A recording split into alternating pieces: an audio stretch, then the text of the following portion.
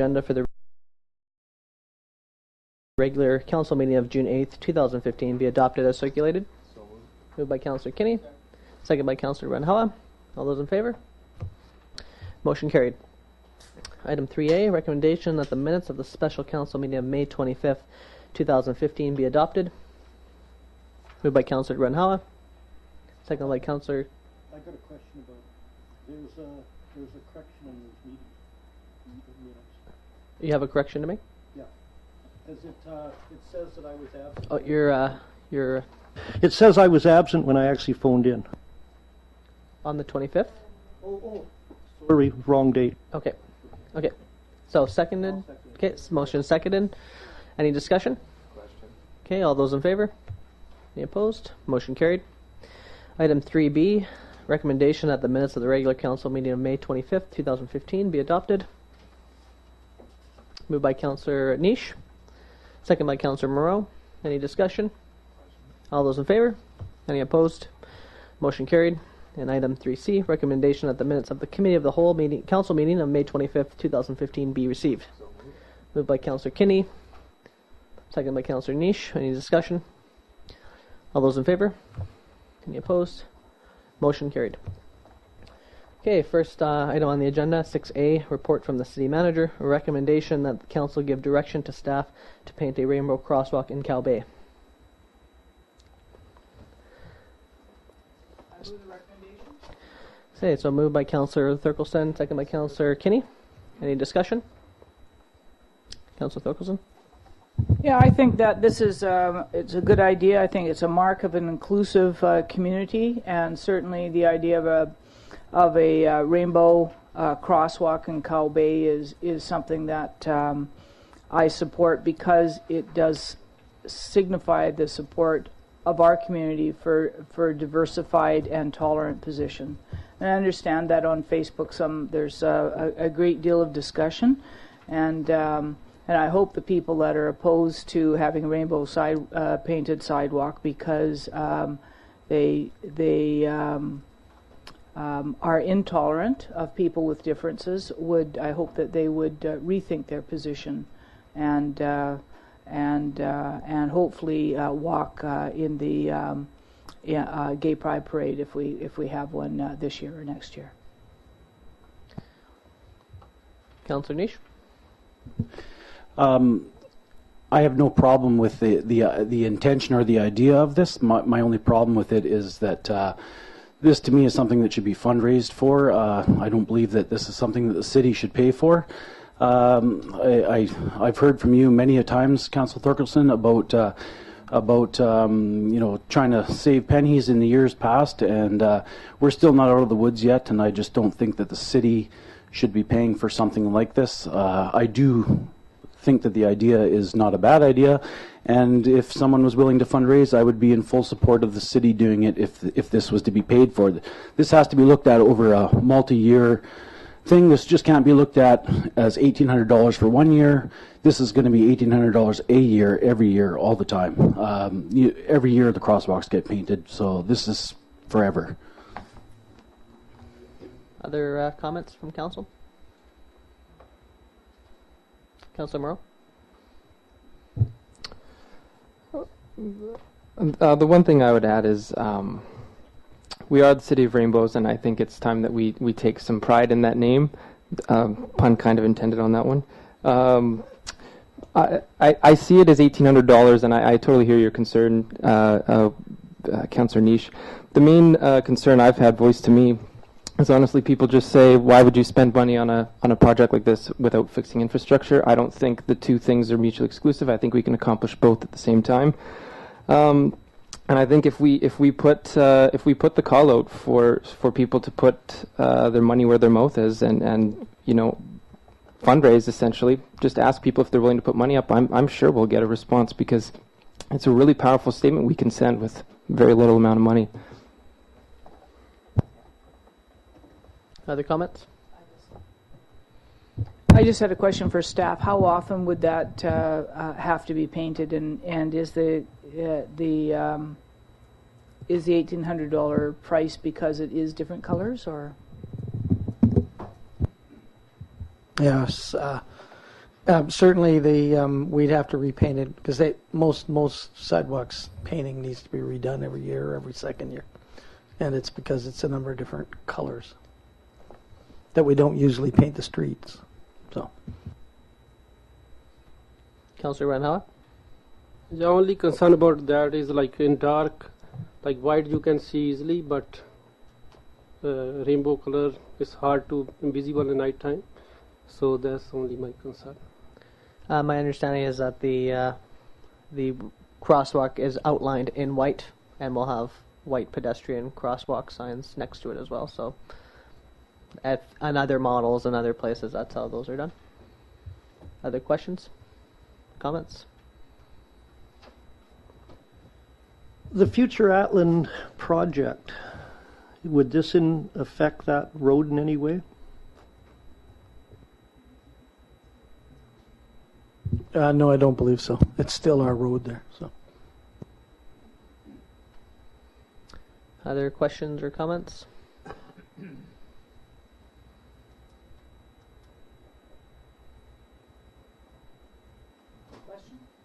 Okay, so all those in favor? Everybody opposed? Okay, motion's carried. All right, item 6B, report from the engineering coordinator. A recommendation that the mayor and council approve the recommendations of the engineering coordinator and Sperling Hansen and award the landfill expansion project phase 2 contract to Coast Industrial Construction.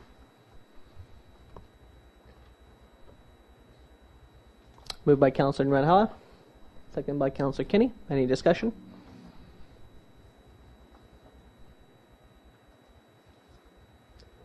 Okay, all those in favor? Any opposed?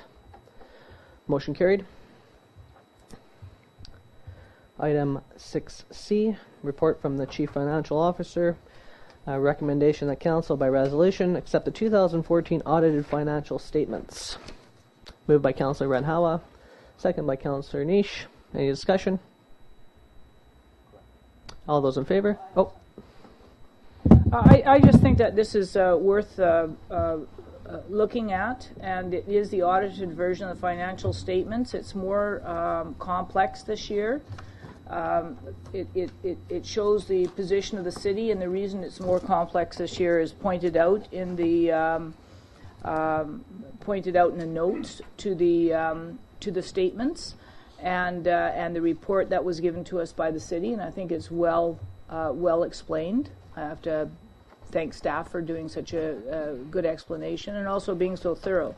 In this, it shows the not only the city's position, and you can determine what we would have been without the without City West and without the Legacy Corporation. And I think that these assets, or our new assets, have certainly made the city better off in a better financial position. But I don't think that because we're in that better financial position in the books, it really means that we're in any better financial position from our operating capital. And I think we still have to bite the bullet when it comes to. I should say that right after I voted for Rainbow Sidewalk at Councillor Niche, but I think that we need to continue to bite the bullet. So even though it shows that we are running, that we're in a very good financial position right now, it is only because we have the money from Legacy, and that is part of the financial statements. So I think that these are easy to read, and we can see that Carlisle and Shepherd have given us a clean bill of health, as our audit is, and there's no reservations. When I first came on council in 2006, I think we had reservations. So I'm very pleased with this audit, and it shows, and we have an audit in there also of the, as I say, of the Legacy. So I think it's worthwhile for people to have a look at, and I just wanted to point out that's on our website, I believe, and that we should be, people who are interested in the city's financial position should be looking at that. Thank you, Your Worship. thank you. Any other comments?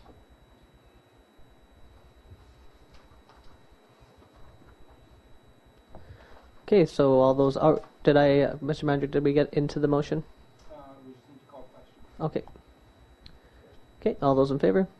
Any opposed? Motion carried. Moving on to item 10A, bylaws, report from the city planner regarding a proposed zoning amendment bylaw number 3372, 2015 to allow office space in all multiple family residential zones specifically for non-market and non-profit facilities. Mr. Cricket. Thank you, Mr. Mayor. I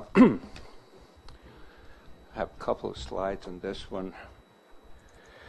In a nutshell, Transition House, which is located on Park Avenue, is asking to place a modular building office, permanent modular building office, to the east of the existing building.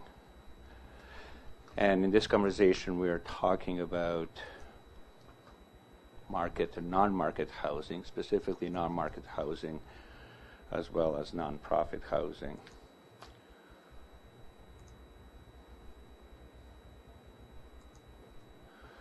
So this subject concerns everything that's on a non-market side, that's social housing. We had referred to it as BC housing, supportive housing, transitional housing as transition house, year-round shelters, and seasonal shelters.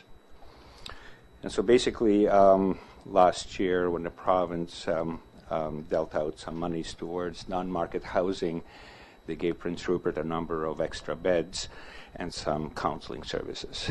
And so this is to accommodate those counseling services for homeless and for family counselors. And so in the past, transition house exists in a multifamily zones, so there's social housing, so there's some nonprofit housing.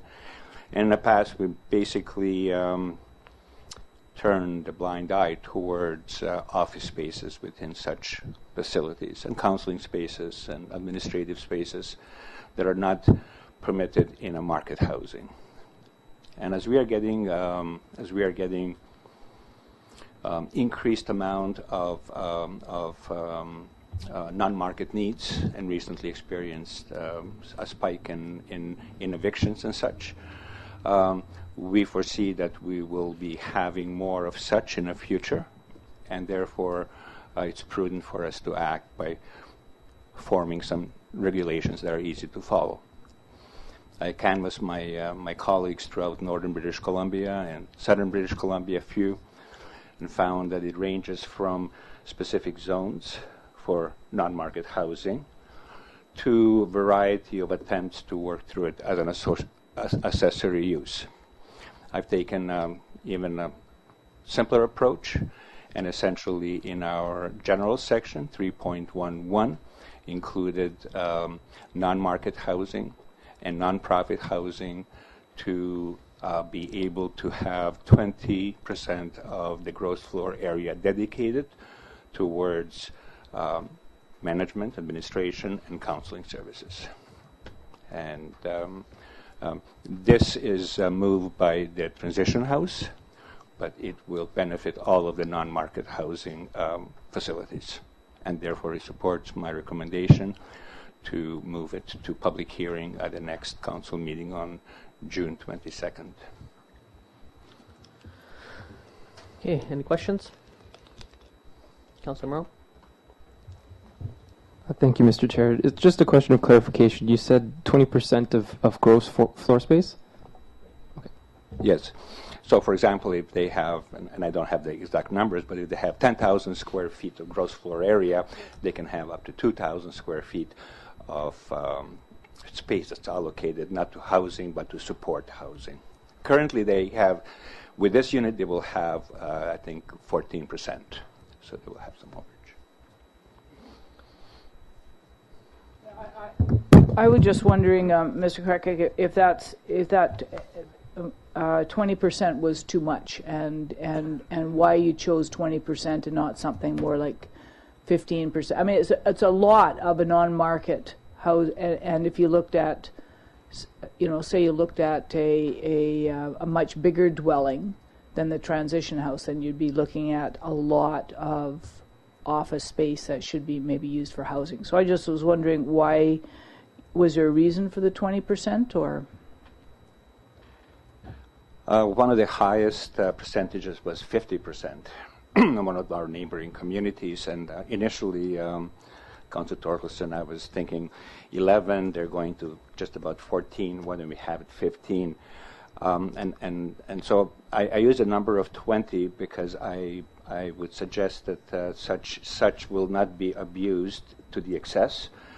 As well as, including yourself, we are going through quite a set of reiterations and research and surveys and such. And I think as part of that conversation, I'll be looking at exactly things of this nature, and I'll be seeking guidance from the various groups to see where would we put that number so that's realistic. So perhaps it could be a little bit overstated, but I think it's in the right ballpark. Other questions? Okay, so the recommendation is that council give first and second reading to the City of Prince Rupert zoning amendment bylaw number 3372/2015, and that a public hearing be scheduled prior to the June 22nd, 2015 regular council meeting. Moved by Councillor Moreau, second by Councillor Ranhawa. Any further discussion? Okay, all those in favor? Any opposed? Motion carried. Item 10B, report from City Planner, application to amend the Quality of Life Official Community Plan and zoning bylaw at Park Avenue. Mr. Crackett. Thank you, Mr. Mayor. This application was before the Council in March for the first reading, and currently at today's meeting you're considering moving it to the public hearing on June 22nd. The application is to rezone this specific area right here that's in yellow into R1 residential, and as part of the project to build a Graham Avenue extension. The cul-de-sac is right around here where it ends, and to build a Graham Avenue extension to Park Avenue. To further orient you, this is the railway tracks right here, and this is Park Avenue.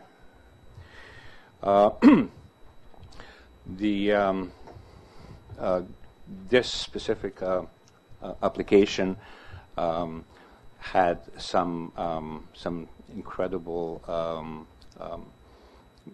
good parts of the project, such as view and the aspect, and also had some challenges, especially because of the transportation hub, the highway, the railway, the ferries and such, to which end Ministry of Highways and Transportation sought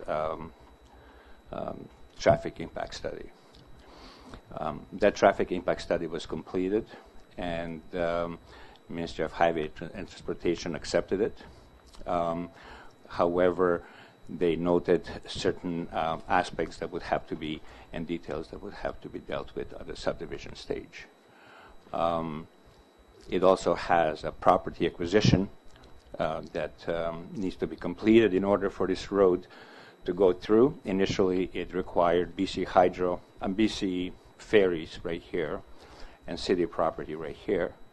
However, this specific drawing shows the new alignment that would not require BC Ferries acquisition, only City of Prince Rupert acquisition. So the project has to complete the considerations with respect to the intersection. In spite of Ministry of Highways and Transportation indication that they're satisfied and they don't mind moving the details to the subdivision, city staff feels that we should be dealing with the details of this intersection here with Park Avenue at an earlier stage.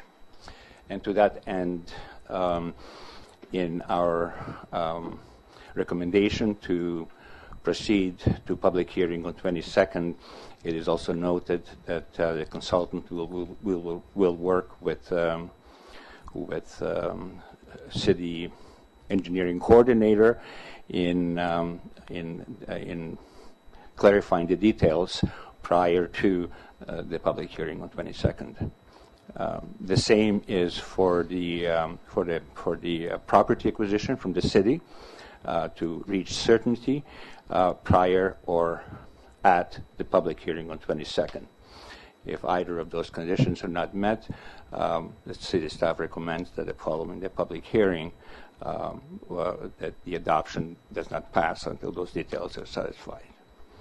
And so with that in mind, the recommendation is to proceed to the public hearing on June 22nd. Okay, questions? Yeah, I have a question, and I have something to bring up for discussion. But my question is why? Well, I got a couple of questions. My first question is why on page 73, so I don't know, that's your Ocean View Development Property Contour Plan. It shows that the properties that need to be acquired from the City of Prince Rupert, why are so many residential properties need to be acquired?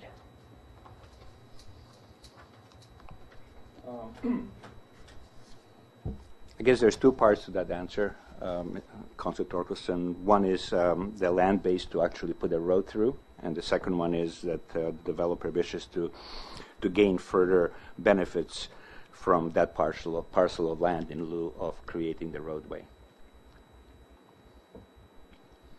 Could you be more specific? No, I can't because I'm not part and parcel of the property sales. I'll let Mr. Long. Certainly, this particular development gives a tremendous benefit to the city of Prince Rupert by having an alternative access to Section 2, not necessarily across our 30-year-old past its life wooden bridge. So the idea here is that the developer are prepared to foot the cost of doing this road connection. One of the reasons that they need a bunch of city land is that you'll see on that contour, if Seno can pull it back up, you'll see that there's a tremendous fill to get the right elevations. Keep going down a bit. There you can see so to build the road you have to do quite a bit of fill, and obviously then at 2-to-1 ratio off the side of the road you need quite a bit of more land than typical. So what happens is, or what is proposed here, is to use that city land, put the road in, and subsequently develop or effectively develop a number of lots. And the developer and the city are in a conversation about how we might share that benefit between the city and the developer to offset some of the obligation, which would typically be to the city for off-site services that are benefiting the city. So it's kind of a negotiations that we're going through, and I think I'm doing quite well in that negotiations, and we hope we'll complete them before we're in front of the public hearing, so that the public knows exactly what's involved. So the idea that we would they're actually, by building a road, actually developing a bunch of lots that we wouldn't otherwise be able to use because of the elevations. And as a result of that, they're saying that in doing so, they would like to take some benefit back from the city because they're building a road that they don't necessarily need, nor does it really benefit them as a developer. And I think all of that is true and fair. So this seems to be a fairly a good win-win circumstance where collateral to us connecting up and getting the important second access, we actually develop some land which wouldn't otherwise be there. That's as a result of having to build the road, and so we'll figure out how many lots, we're getting them appraised, and then we're going to have this conversation about how many lots there should be, how many go to the city, how many go to the developer, to try and offset some of those costs. Okay, because on this map it shows that all of the lots would be going to the developer, so that's why I was wondering. My other question is, we had a development come to council some time ago, and it was a condo that was going to be built at the end of Graham, and I was wondering what is happening to that condo with this project.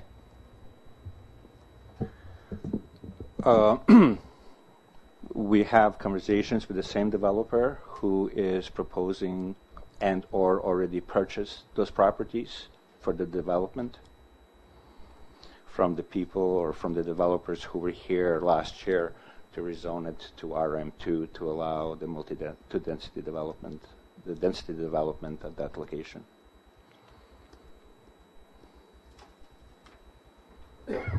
Your Worship, the reason I was curious about a couple of those things, but this is my feeling. Is if we look at the lots, which are large lots compared to most of the lots in the city, those lots that are proposed are probably, my guess is around 50-foot lots, I would imagine, on this picture.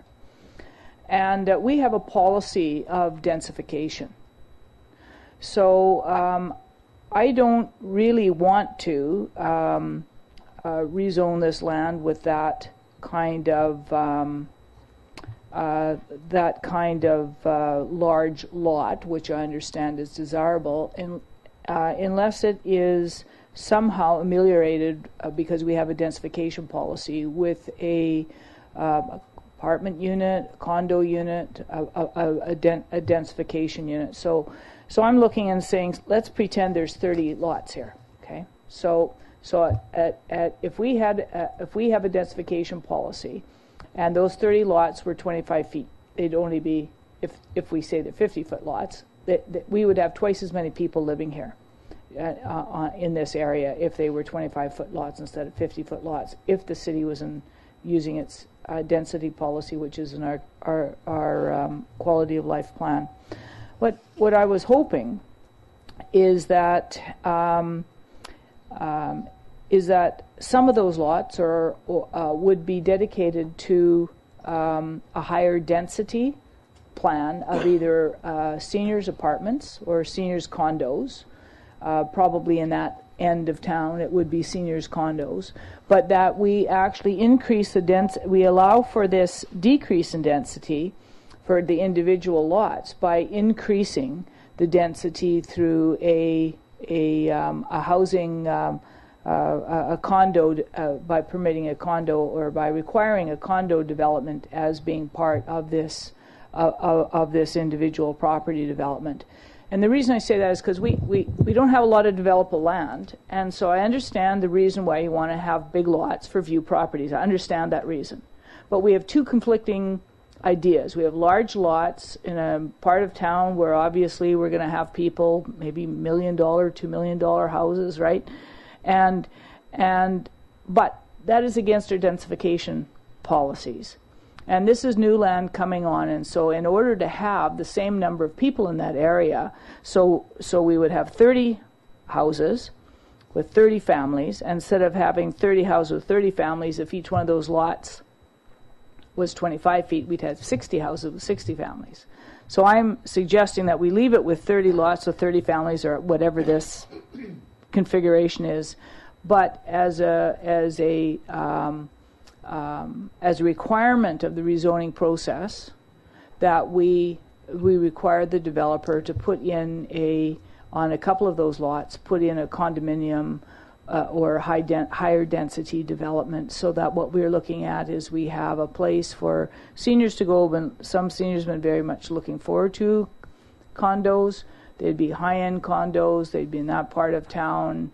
But what we'd see is we'd be living up to our densification policy. So instead of having 30 houses, you might have 20, 29 or 28 houses, and a couple of lots dedicated to creating a condo or an apartment.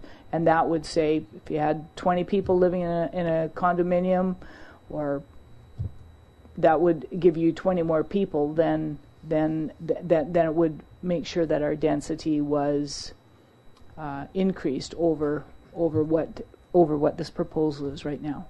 And I think that's a really important thing to establish, that if we're going to not spread out to the Zanardi Rapids, and we're not going to spread out downtown, our quality of life plan says that we're supposed to try to keep ourselves in this beautiful shape, and to do that, I think that we should require some densification of this area.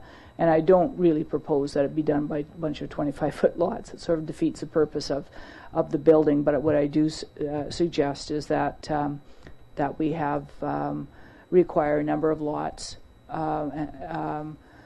be put aside for, and the creation of a condominium, apartment, whatever we want to call it, but a multifamily, or single family, but multi apartment style or condo style housing. Solon?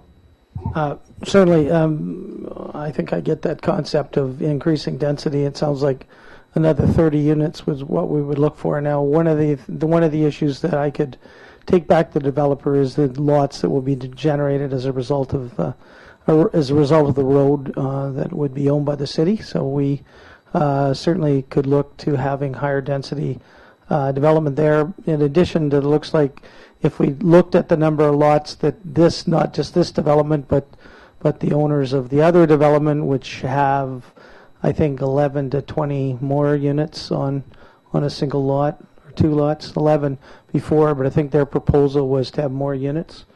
So there'll be, so I think if you looked at all those pieces of land, and you figured out what the density would be under a 25-foot lot, we could come up with a number. It's probably like about 60, 70.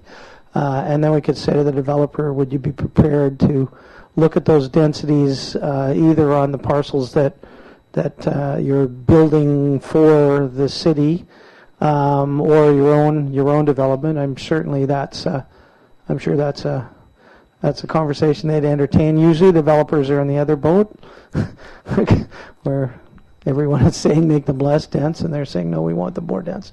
This is kind of an unusual conversation, but certainly fits in with the OCP. So if council's comfortable with that, I can have that conversation. I know that they want to move on to a public hearing, so I think we'd have to, I don't think they want to have to come back again. I'd like to have the public hearing on the 22nd, so we have to have something firmly in place by the 22nd, so I can have that conversation. If council is interested, we can have a special meeting before then, between now and the 22nd, so that we could actually get them to go to the public hearing. We know exactly what we're all going to public hearing for.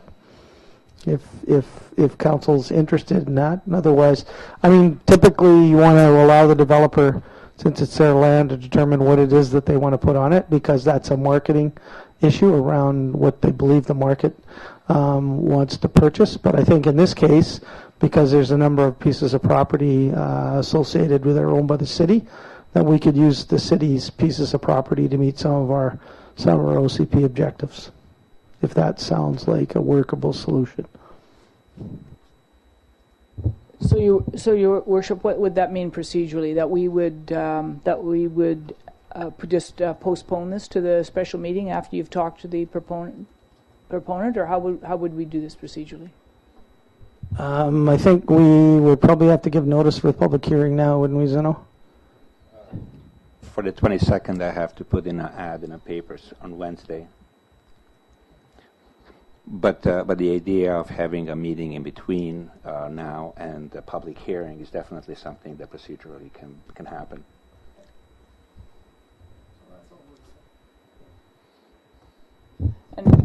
And so then if we have the public hearing and it's just this proposal here, then and not a proposal with the densification, then how do we deal with that? Like that's what really I'm trying to struggle with the procedure here. I realize I should have had this thought a month ago, but I didn't. So now, Yeah, I don't think these are mutually exclusive. The council has to approve it after the public hearing, after what you've heard. If we got together and came up with a proposal, put the proposal in front of the public hearing, I don't think it's a problem. Generally, what we're talking about is a rezoning, and the rezoning has already been established. So I don't think that there's a problem with us moving forward and meeting the public hearing on the 22nd. Lizeno, you got something that I'm missing? No, everything is fine. You know, of course, we have that peril at the end of the public hearing of no new information. But between now and the public hearing, you know, we can do many things. Other questions? Oh. Sorry, but for the purposes of public hearing announcement, I will be announcing that this is the rezoning at the single-family dwellings. But I guess, sorry to do committee work here, Your Worship, but I think in this particular case, I think we can deal with the density parts on the other two properties and not have to really involve these single-family dwellings and still get at the same number. That's kind of what I'm asking council. Make sure you're comfortable with that as a philosophy. So we can deal with the density issue on the parcels that we are going to be dealing with the developer on, and talk to them about the other parcel that they own that they're going to put higher density, and look at all of those and say, okay, if these were all 25-foot lots, what would the density be? Then we have a target number. If they want to stick with 30 of the single family, which I think they probably do, then we'll have to find the other 40 on those other two parcels. I hate to be a curmudgeon, but I was thinking that we would use the zoning thing as to ensure that actually happens, because what I wouldn't want is to have promises made, these lots built, and then the developer walk away without doing the densification. And I really am interested in seniors housing. Like that's what I'm interested in. I think this is there's a lot of seniors who live up at on Graham that would like to, in Graham-Atlan area, that would like to sell their houses and to move into something smaller but still maintain their views. And I think that that there would be a market. I would assume that there would be a market for that. And I really wanted to tie the zoning with the development and densification, because I don't think that we should be just allowing for non-densification development of our city when we desperately need. We've talked how many times at the City Council meeting and in housing committee meetings about needing seniors housing, and I really think that this is an opportunity, and the developer may even make more money by doing that. Let me not tell him his business, but I do want to may have a hammer, not remove the teeth before we have real good assurances that would occur. Yeah, and that's not a problem. We would intend to do that with we go through the public hearing. We even have third reading, but fourth reading is subject to the appropriateness of these other two lots and its density. So I don't think these things are getting in each other's way. Other questions from council? Okay, so the recommendation is that council give second reading to the proposed quality of life official community plan amendment bylaw number 3365 2015, and that council gives second reading to the proposed zoning amendment bylaw number 3366 2015, and that a public hearing be scheduled prior to the June 22nd 2015 regular council meeting. Moved by Councillor Kinney, second by Councillor Niche. Further discussion? All those in favor? Any opposed? Motion carried. Item 10C, a report from the engineering coordinator regarding the Prince Rupert Development Cost Charges bylaw number 3375 2015. Oh.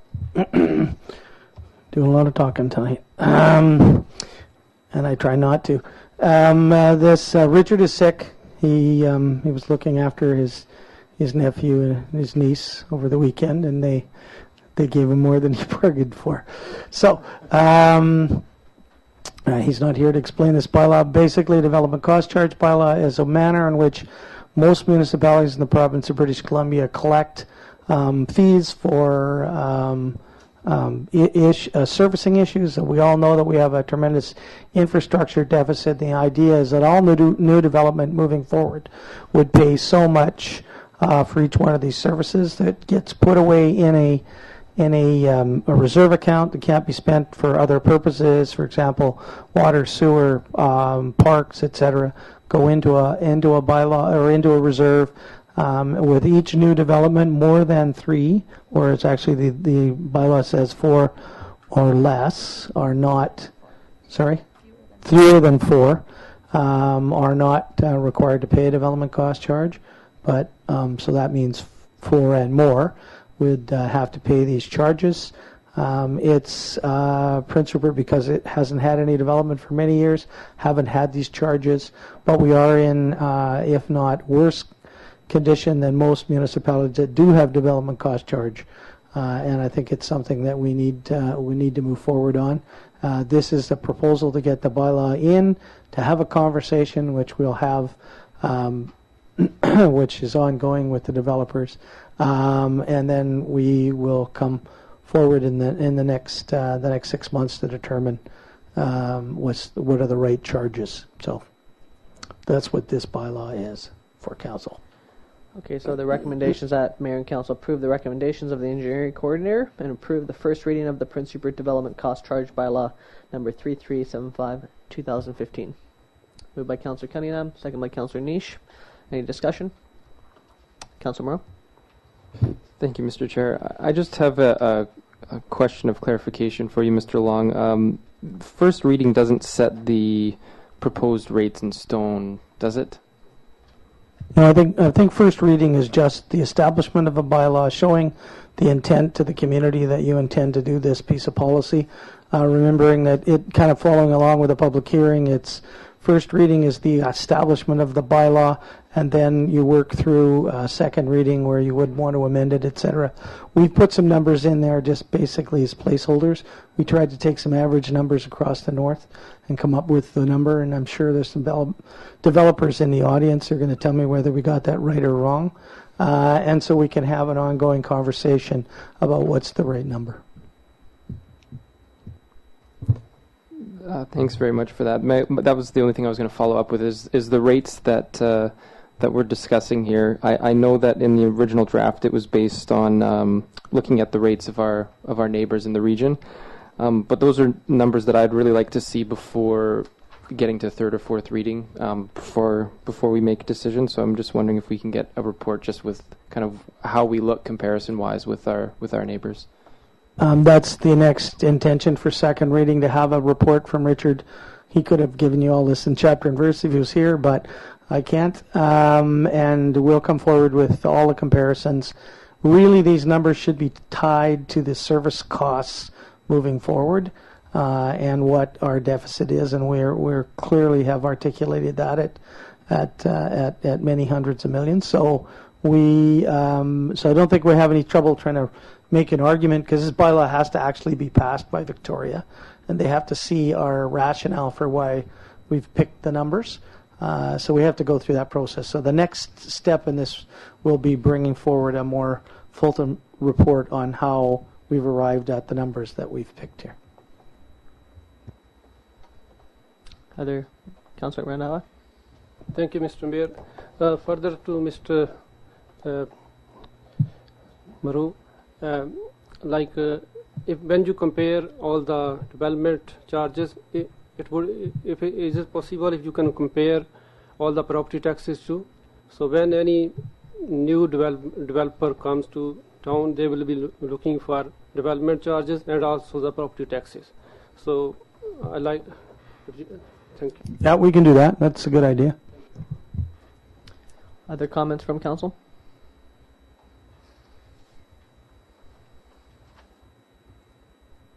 Okay, see no other discussion. Call question. Okay, all those in favor? Any opposed? Motion carried. Item 10D, report from City Planner. regarding proposals to use a portion of the Masonic Lodge at 1806 Avenue East for storage. Mr. Cricket. So this is a particularly difficult application, Mr. Mayor, and I was sincerely clear with the applicant that this is proceeding without staff support. The applicant is seeking to convert a portion of a building that was used for assembly hall that's inside the established residential neighborhood to a light industrial use. And later on in the report, I will touch upon some concession that the applicant is suggesting to make this happen. However, before we go there, I think a couple of facts are quite important, especially in my analysis of where this is going. One is that we are at the doorstep of a major industrial development, and aside from major project industrial base, we really have nearly zero of industrial base. Now, we do have industrial land base allocated in our quality of life official community plan, but there just aren't developers who are interested. I've had a number of conversations at the counter, a number of official conversations in our meeting rooms, and the conundrum continues. And often we end up conversing about, so why doesn't city develop?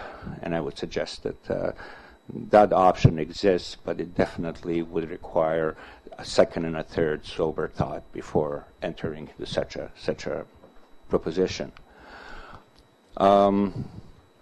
So the invitation to developers is to take a look at some of the opportunities that may exist in light industrial and heavy industrial base. The second point that's important to bring up is that service clubs such as Masonic Lodge,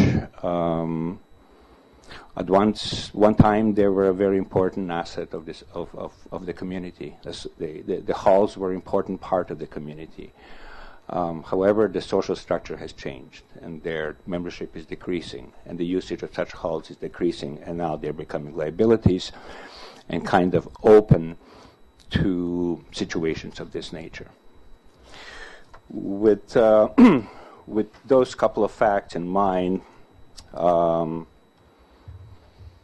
brief analysis of the proposal.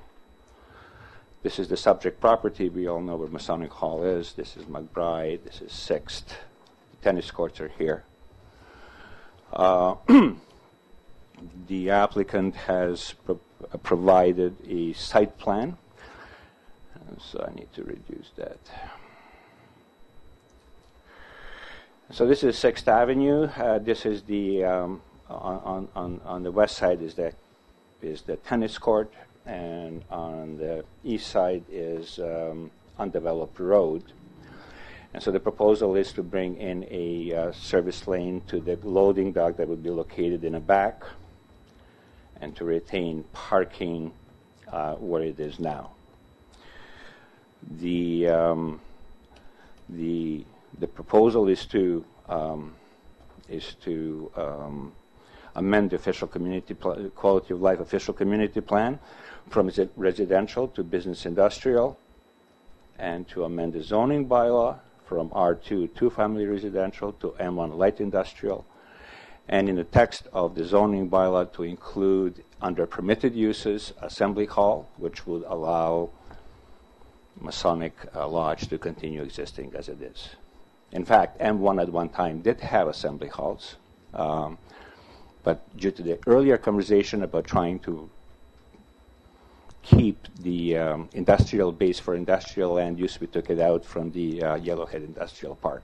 So we're kind of bouncing back and forth a little bit. I don't think that one is a huge matter to consider.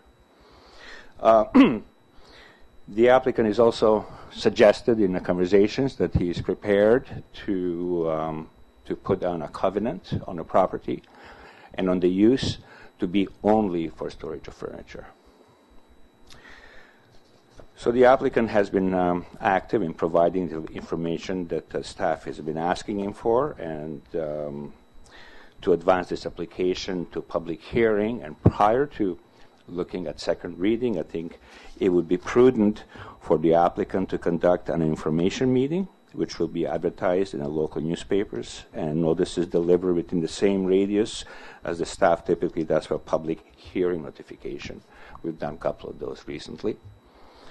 For the staff to conduct internal referrals, and for the staff to conduct an external referral to Ministry of Transportation and Infrastructure. That supports my recommendation, Mr. Mayor. Questions from council? Councilor Thorkelson? Mr. Cricket, you said external and internal. What's the difference, and what would you be referring? So Internal internal referral typically go to staff, including not limited to engineering, public works, fire department, building department, where they will be given the report and a background, and they will look at elements that they need to be concerned with other than just land use planning. In other words, when it becomes a project or something happens there, that it can work. And the external ones generally are Ministry of Transportation and Highways and Department of Fisheries and Oceans. In this situation, I don't think we need to worry about the Department of Fisheries and Oceans, so it'll go straight to the Ministry of Highway, Transportation and Infrastructure. And in fact, I usually advise the applicants to meet and to consult with the Ministry of Transportation prior to coming to this stage, so they're already aware of the project. Councilor Nish? So you had said earlier about against your will, or now, can you clarify a little bit more what you meant by that? Like, what is it that you're opposed to on this project? Well, in a planning function, when you would have industrial development square into the residential area, it creates potential conflict. So it's basically planning 101. Industrial areas create noise, emissions, traffic that generally people who live next door we're not going to take kindly on, especially if that comes after they have established a neighborhood. So that's the basis of me not supporting the application. Councilor Nish? I'm along the same lines from you. I've had a discussion with the one of the owners of the furniture place, and I'm kind of in the same opinion that a residential area is not an area to be loading rigs and delivery trucks. So I understand where you're coming from, and I am in full support of the direction that you're headed. Councilor Cunningham? Well, it's first reading. It's just opening up the process. We'll let the neighbors decide. It's their neighborhood. It's strictly a storage space. We just went through this with another facility for storage and that, and I don't really have a problem with it if the neighborhood agrees to it. You know, it's the people that live there that have to decide, not individual feelings. And we went through this earlier, so I really think that we should just pass first reading and let it run its course, and then we'll find out what the neighborhood wants. Councillor Ranhawa, then Councillor Kinney. Thank you, Mr. Mayor. Yeah, in the last elections, most of us, we ran on the agenda to support local business, small business, and I think for this application, I will support and bound to neighborhood consultation, and then we can make a decision after that. I think we should pass this one. Thank you. Councillor Kinney. Thank you, Mr. Mayor. Zeno, it looks like the components have really worked on this plan, because 6th Avenue coming down and going up, they have absolutely right off a lane going in the back for unloading, etc. I've spoke to some people that live around there, and they're not upset about it. And I feel we should be supporting their business too. Councillor Moore. Thank you, Mr. Chair. Just another question of clarification, Mr. Krekic. You said that the proponent was willing to put a covenant on the land use. Can you just clarify what specifically that covenant would be? This was a conversation, general conversation, but it definitely was a commitment. And so the conversation or the offer was to place a restrictive covenant for this property to be used only for storage of furniture. And we didn't go any further, but we broached a little bit in terms of how many, my question was, can you define then how many shipments a day you're going to have, how many trucks per month you're going to have there? And he said, yeah, we can do all that. So, if this is something that the council would like me to explore, then I will definitely explore it. Council Torkelson? Is it possible to zone the top half of a building different from the bottom half of a building? There is a instrument called split zoning. I am not a big fan of split zoning. I prefer that we deal with zoning as a comprehensive unit rather than in erratic unit. Otherwise, what we will have is it's a whole bunch of little pockets here and there and everywhere that are based on the immediate interest and not necessarily for the long-term community needs. Oh, that's exactly what I was thinking. It's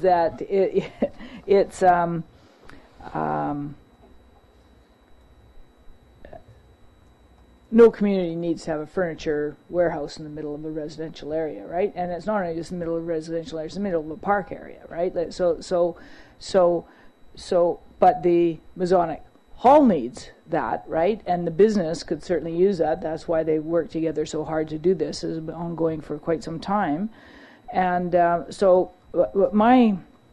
have some concerns about the park area, but I sort of lean to what Councillor Cunningham says, is I'd like to hear what the individuals who live in that area, although I disagree saying that it's only their decision, it's our decision. There's a park there, and we do have to make a policy decision about whether we want to have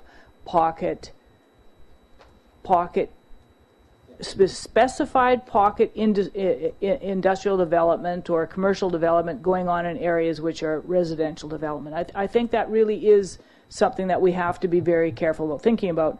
And I was thinking exactly what you had suggested, what you didn't like, but the idea of having just that pocket for that specific use, so that if somebody else wanted to do something, they would have to also pass a bar that was very high, that it wasn't just a general use for the community, but that the bar they would have to pass was very high and was only for a specific spot.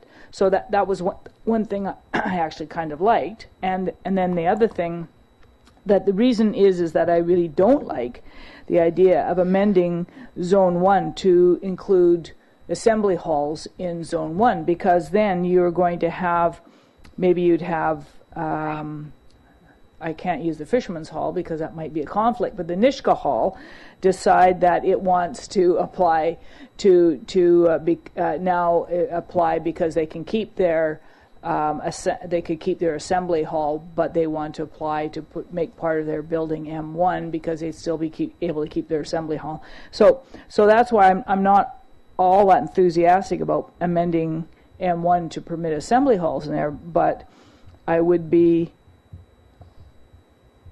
if upon reflection I felt that there was that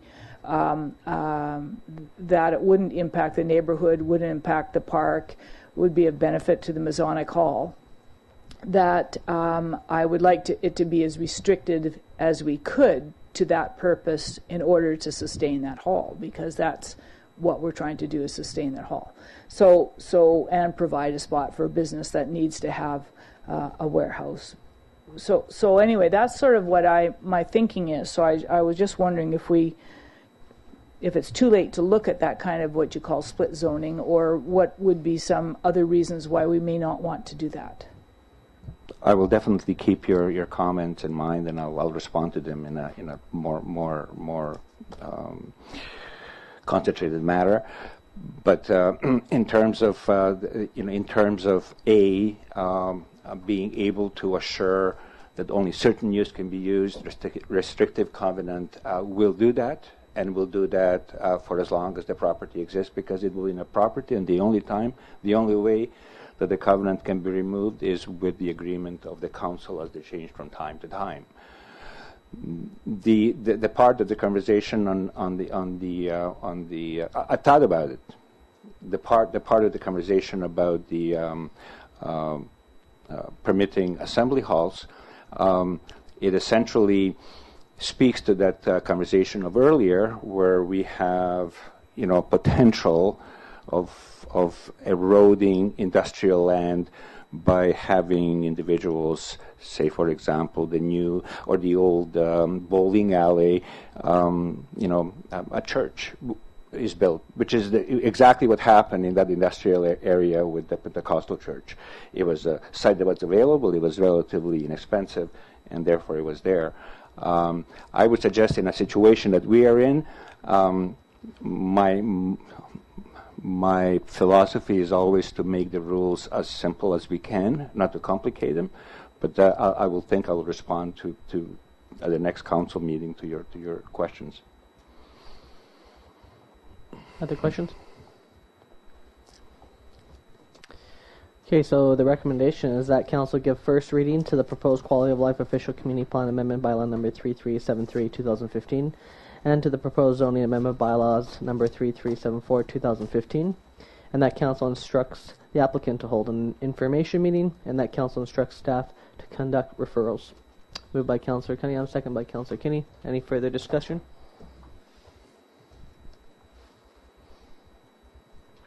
Okay, hearing none, call question. All those in favor? Any opposed? Motion carried.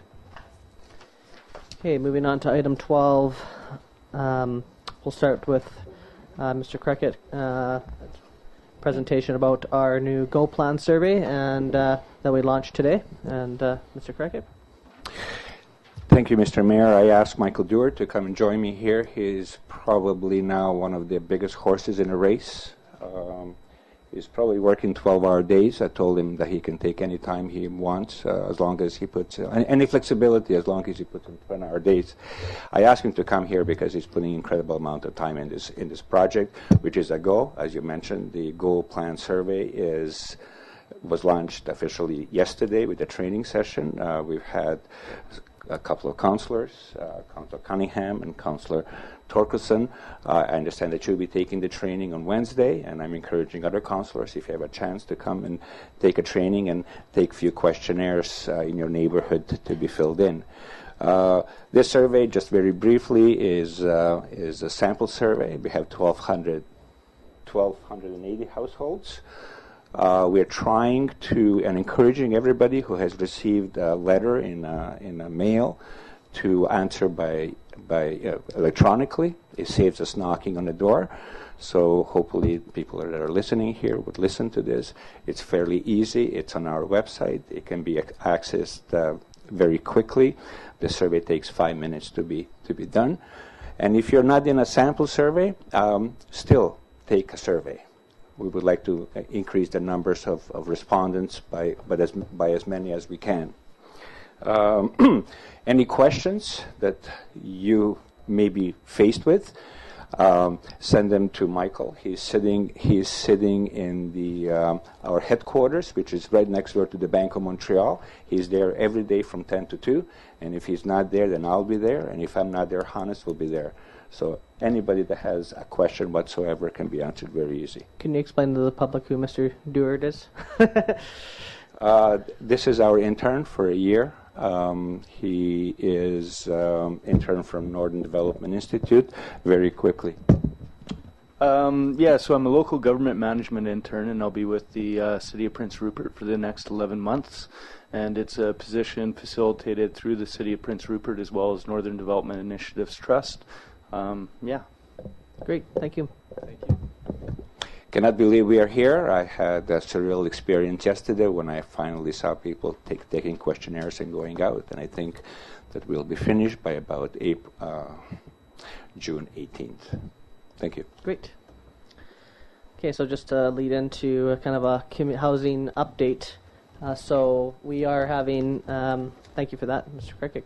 Mr. Deward.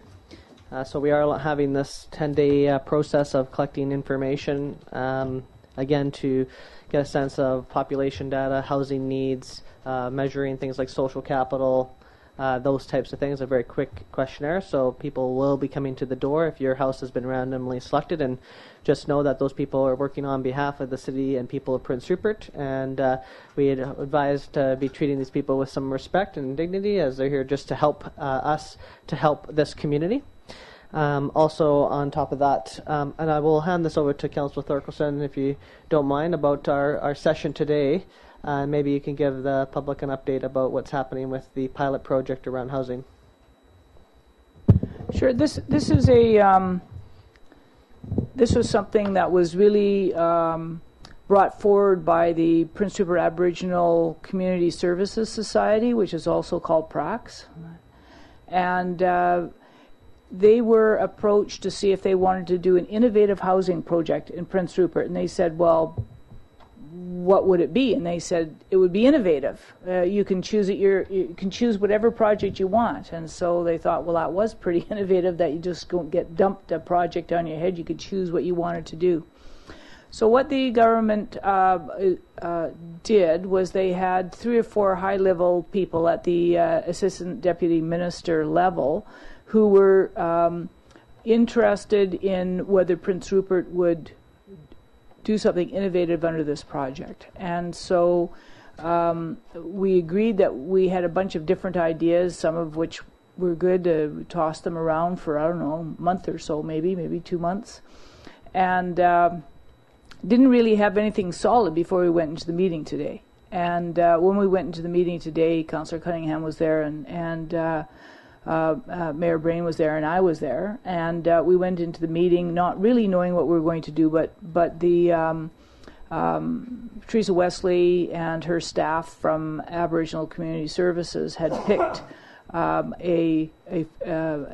the advisory board had agreed to a facilitator, and the facilitator led a small group of us through a exercise which took from about 8:30 till 3 o'clock today.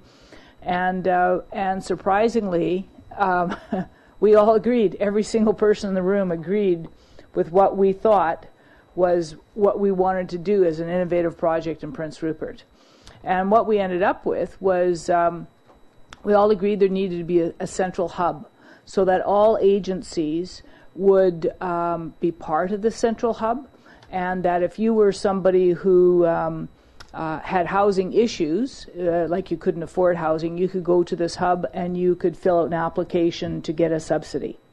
Or if you had been evicted from your home for any reason, you could go there and there would be a central rental housing agency, so you'd be able to fill out applications for all rental units and have them put out into town. So we had one registry with available units. That sometimes people who are hard to house need to have some kind of community supports in order to retain their housing or in order to move into housing, and that would be achieved with this hub. So the hub would act as partially as an assessment and referral center. And the idea would be to refer people to housing, to refer people to services, to refer people to grants in order to either maintain their present housing or to achieve new housing. And so that's really as far as we got. That took all day, but everybody was in agreement at the end. And I think we're pretty excited. One of the things is it's been suggested we have a project manager to take over the project, to move it forward, because we're going to have some focus groups in the next couple of weeks, and we're going to also do some interviews with higher level provincial government departments or ministries to find out what they could direct their staff to do different to make this hub work. And so if it means putting some money in from maybe some of the other ministries into making this hub work, because it would be, if corrections knew that there was going to be a bed available, maybe corrections would put money into running the hub and would actually buy a bed that could be used for many different things, right? And so we haven't really thought everything we could through, but The idea is that there would be a design group, 2 focus groups, and a group that is actually going to be interviewed. And out of this, we would come up with some hard and fast, actual, real, hit the road running in 2 months design that we'd be actually able to go and try to find funding for. So back to the same ministries or to local agencies or to anybody where we could get some funding to make this one-stop shopping assessment referral thing work. Thank you. So on one hand, the city is moving forward with data collection, getting a sense of what the needs are. That will also be able to help inform this other stream, which is some tangible project and some sort of new creation of kind of a central hub situation where, and it's all at a level of partnership throughout the entire community. So a lot of good things moving forward around housing now. We really pushed that ball, I think, to a new level, which is great. And then there will be new stages, which will be the council developing housing policies and things like that down the road. Once we get this data in, it will help us inform what types of policies we need to put in place at a community level to help support the situation, so that if LNG does occur or any other major development, that we have all our ducks in a row well ahead of time and have really thought through this process. So I'm very excited, and I know we've been working really hard, and our staff has been working hard. So I really want to thank particularly, Councillor Thorkelson, Councillor Cunningham, the rest of council, Zeno, and new intern, and Hannes, and our senior management, and everybody that's really working really hard to help support housing. Because I just want to remind the public that in many ways, the city doesn't have to be taking a leadership role like this around housing. Housing is not a city mandate, but it's something that we have chosen to do, and it's something we're going to continually move forward on and work towards. So I think the people of Prince Rupert should be excited that council is this proactive, and we're working with other agencies, and this is a really high level of interconnection that's happening within the community, and it's really nice to see. So, is there any other reports, questions, or inquiries from council? Councillor Thorkelson? I do think it is worthwhile also acknowledging that we had a housing crisis, the people moving out from the Neptune. And I think it's really worth acknowledging that, because I believe on the part of Aboriginal Community Services and on the part of City Council, particularly the Mayor, we were able to move BC Housing to support some of the people that were homeless into 2 things. One, helping them through subsidies get in their own housing in private apartments, and for those who couldn't, house them for another month at the Moby Dicks while we tried to find while they try to find some housing, gives them a breathing space, and they're off the road or off the streets. So I think that there was a crisis that happened, and that certainly council and the mayor's concern moved BC Housing, and I think that I would like to thank BC Housing in Prince George particularly for moving on this issue and not leaving these people on the streets. But I think it's worthwhile to note that it was a lot of hard work done by people on council that managed to move the mountain being BC Housing. And we're hoping we can keep up pressure and continue to move them towards, they're interested, for example, in purchasing a already existing housing stock in Prince Rupert. So any of you people in the audience who own motels, hotels, want to sell them, phone BC Housing, they're in the market. Small apartment buildings, they're in the market. So that would be good news if we could, if somebody has an apartment that they want to contact BC Housing about, please do. But I do want to acknowledge that was a lot of hard work, and that we do care for the poorest of our citizens in town. And it is really the kind of city that we are, that we support the poorest of our people in town. And I want to say there was an anonymous donor who came in with a very, very large chunk of money to try to support us in came not to give to the city, but to the Aboriginal Community Services to support the homeless in the community. It was a very large sum of money, and I think that we should. That person was anonymous, and it wasn't given to me. It was given to Prax. But I think that is the kind of caring community that we are, and I don't know who it was, so I want to thank the person on behalf of Prax, on behalf of myself, and I really think that we are a caring community. The other thing I just want to do a push is that we're going to have the goal plan survey, Your Worship, at CFest. Is that correct? I believe so. Yeah. Yes.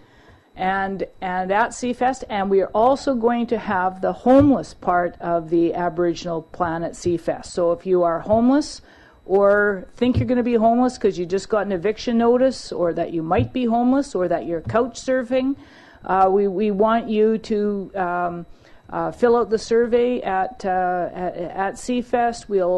They're going to be going to all of the agencies in town that help with housing and help with income supplements. We're going to try to get them out to the Friendship House, to the Salvation Army, to the Fisherman's Hall, maybe to the Nishka Hall, and where people can fill them out. And we're going to have, we finally decided we're going to call it the Fisherman's Hall,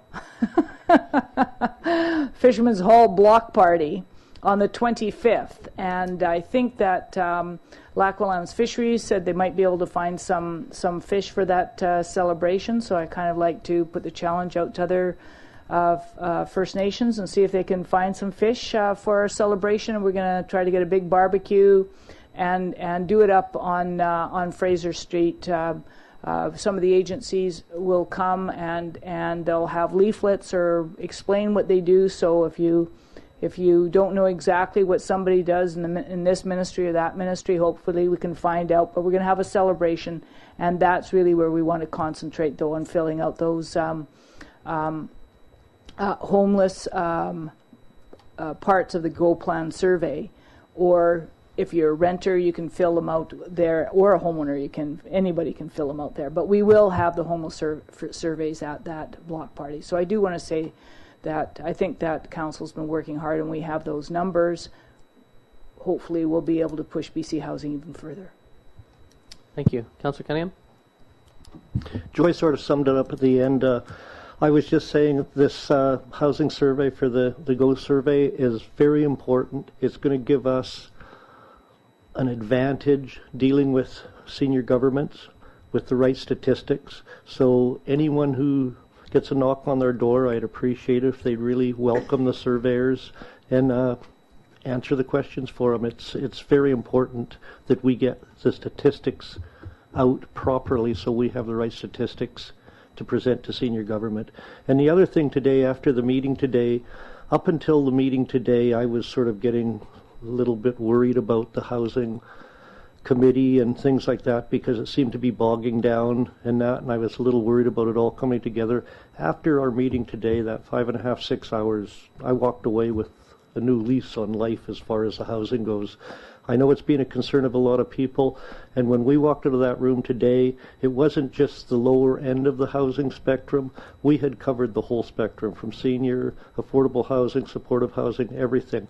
And I'm hoping that in the next 3 weeks, when this all comes together, it's as bright as it was today when we walked out of that room, to see the different groups of people working together and all coming up with the same conclusions.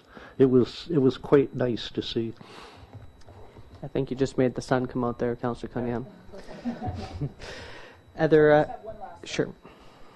I just the only thing I wanted to say is I think we all need to offer Teresa Wesley from Aboriginal and Community Services a hearty vote of thanks, as we say in the trade union movement, because without her, we certainly wouldn't be in this innovation project, and without her, I know that we never would have been able to move forward as they did with those people from the Neptune and other people in our community that were homeless. And I really think that we ought to give Teresa Wesley a hearty vote of thanks from this council. I personally feel that without her, we would have been stuck with a whole bunch of people still sleeping behind the Fisherman's Hall, and we aren't right now, and I'm very thankful to her. Thank you. Other reports from Council? Okay, hearing none, I'd entertain a motion to adjourn. Okay, moved by Councillor Kinney, second by Councillor Niche. All those in favor? Okay, meeting adjourned.